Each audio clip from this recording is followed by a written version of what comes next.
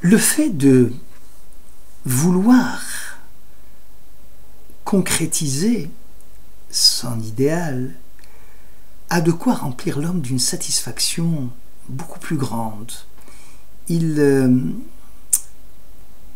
essaye de trouver quelque chose qui le dépasse. Par exemple, le projet du sionisme avec le fait de vivre un projet, celui de ramener le peuple juif sur sa terre.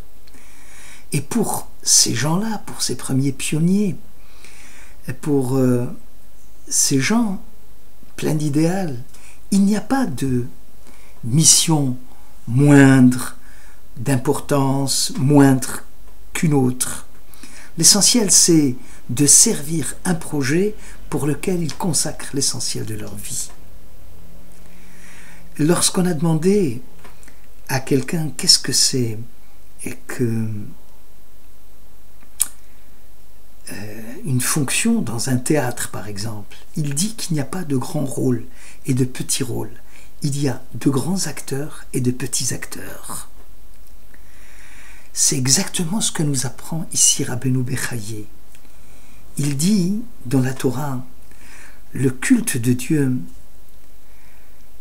la mitzvah de soulever, de prendre la cendre, ne peut pas être considérée comme une mitzvah qui ne correspond pas au niveau du Kohen, qui est celui de faire les sacrifices, d'amener le rachat pour les enfants d'Israël, d'être l'ambassadeur du peuple auprès de Dieu.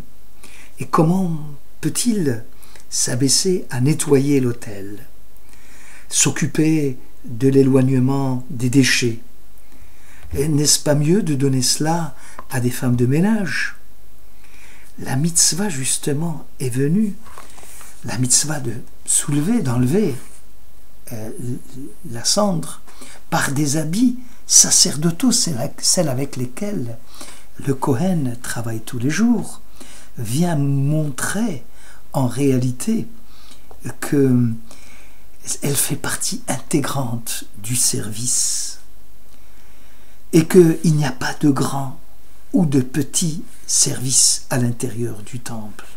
Celui qui est appelé Eved Hashem, le serviteur de Dieu, celui qui est fidèle à la Torah et aux mitzvot, n'a pas à faire un choix de mitzvot. Il y a une mitzvah, il n'y a pas une mitzvah qui correspond à une mitzvah qui ne correspond pas.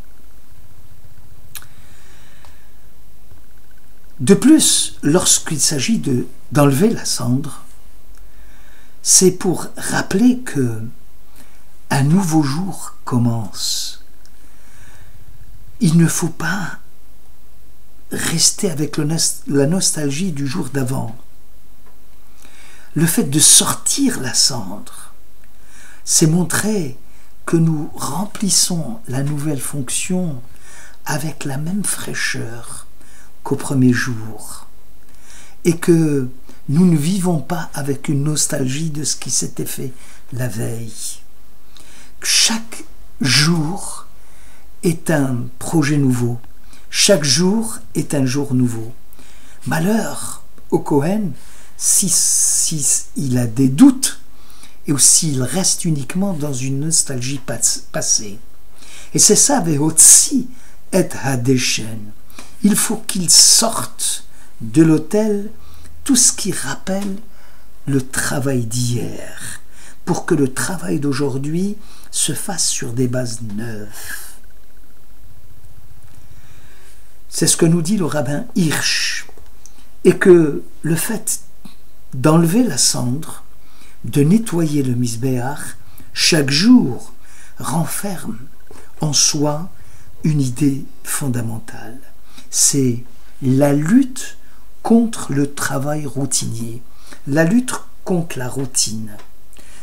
Cela éduque l'homme à vivre dans une fraîcheur au quotidien. Il est strictement interdit que la journée d'aujourd'hui soit comme celle d'hier. Chaque jour a un parfum à lui. Chaque jour est un jour de fête. Ceci ne peut se faire que si on éloigne la cendre déposée hier, au sens propre comme au sens figuré, pour permettre à la fraîcheur de venir, de ne pas nous reposer sur nos lauriers de ce que nous avons déjà atteint. À la place de la nostalgie du passé, ouvrons une page neuve de la nostalgie du futur, afin que l'on ne se lasse pas du travail. Et c'est pour ça que le travail de l'éloignement du passé doit se faire même avec des habits de moindre importance. Parce que ce qui compte, c'est les habits neufs que nous avons en face de nous. Et c'est ça vraiment le sens vrai de cette paracha.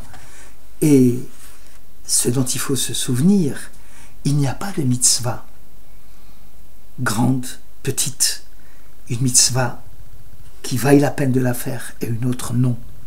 On doit faire les mitzvot pour que le projet de Dieu puisse vivre éternellement en nous. On doit ouvrir une nostalgie, une porte vers l'avenir, au lieu de nous cabrer uniquement sur le passé. Merci de votre écoute.